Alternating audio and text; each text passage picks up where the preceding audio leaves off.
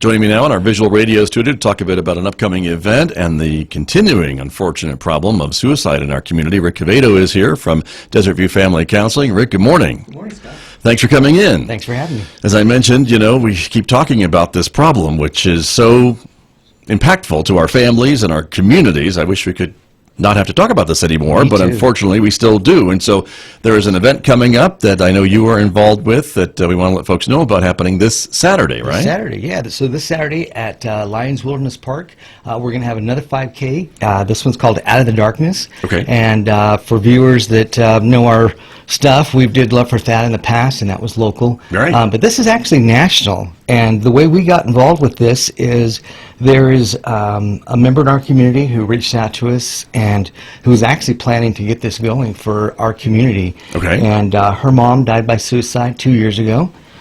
She has a pregnancy going on right now that's a little high risk, so she would not be able to do it, and so she reached out to us, and I'm so glad that she did. We didn't know about these guys. Right.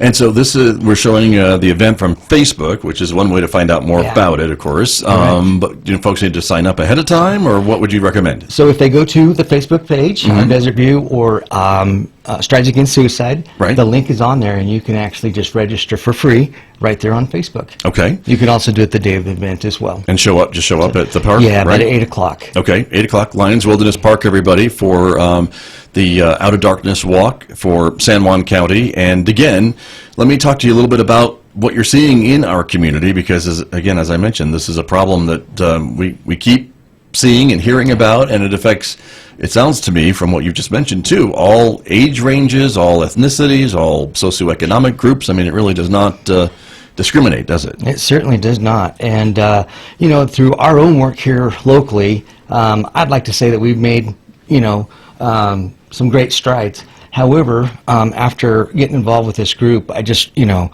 nationally, what goes on is just blows me away.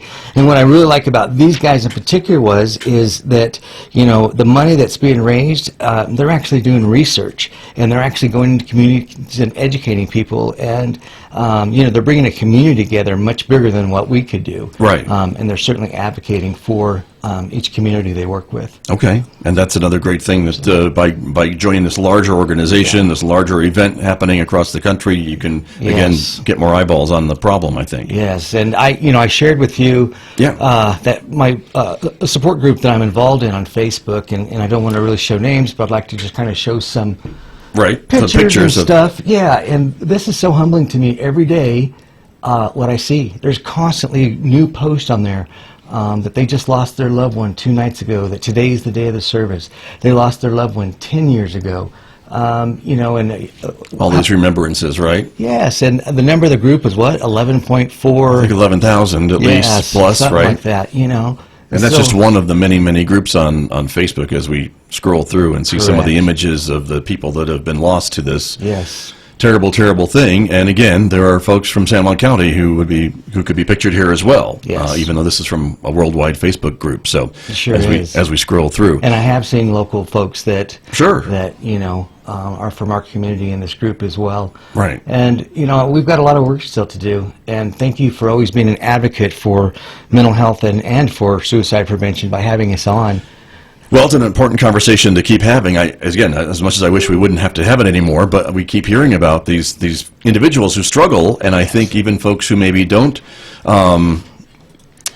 go to suicide or don't have that in their options, but there are folks that I think it still happens to, or they consider it, and we hope that they would reach out to the resources in the community, like yours, like where you are, and get the help that they need, and have maybe friends and family to refer them or tell them that they don't need to go through this alone. And I think that's what a lot of folks maybe feel, don't you? It is, and and to say that, sometimes it's just words. We get people all the time that reach out to us, and as much encouragement and direction we give them, what they're saying is I'm lonely and I'm at the end, and that is just, really hard, because you don't know what that individual's going through and where they're really at with this. Right. So all we can do is offer the support.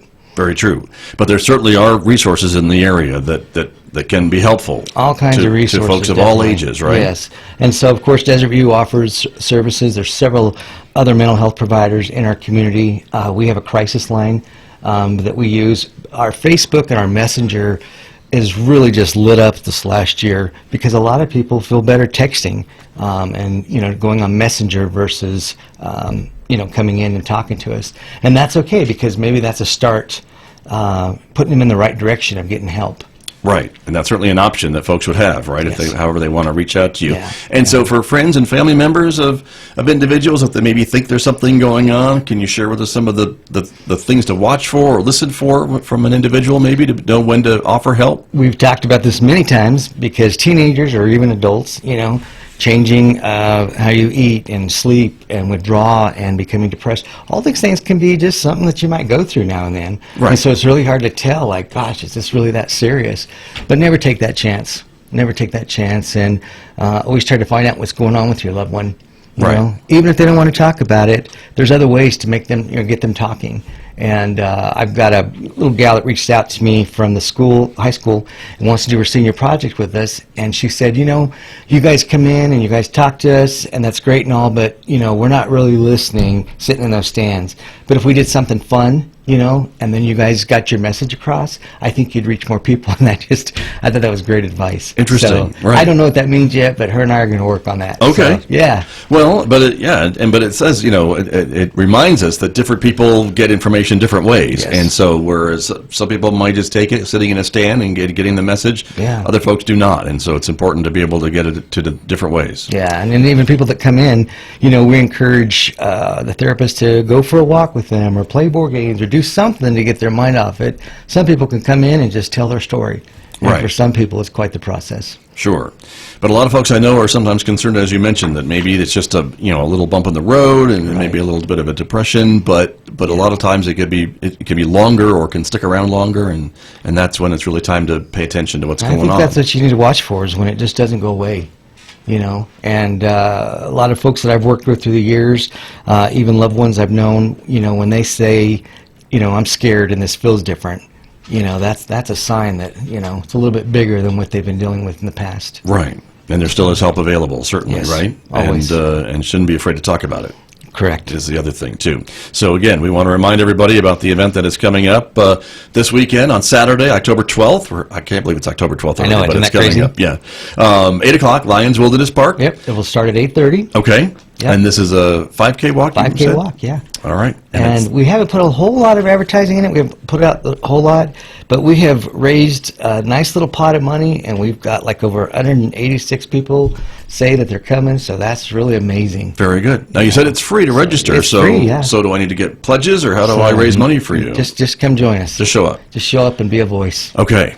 And there you go. And this money then will get turned back around and used in the community, will it not? Correct, yeah. So we'll be matched by these guys, and we wanted to do a local crisis line for a long time. Okay. For just suicide instead of calling somewhere in the state. So I hope this puts us closer to that goal. I see. But that's the idea of what you want to use the money for. Yes. Wonderful. Well, Rick, I appreciate you coming in. It's Thanks, a Scott. short segment this morning, but I appreciate you being here because the message is always one that we need reminding of. So thanks for coming in. Thanks for having me. You're very welcome. It's Rick Quevedo, everyone, from Desert View Family Counseling, my guest here on KSJE. I'll be back with more in just a moment.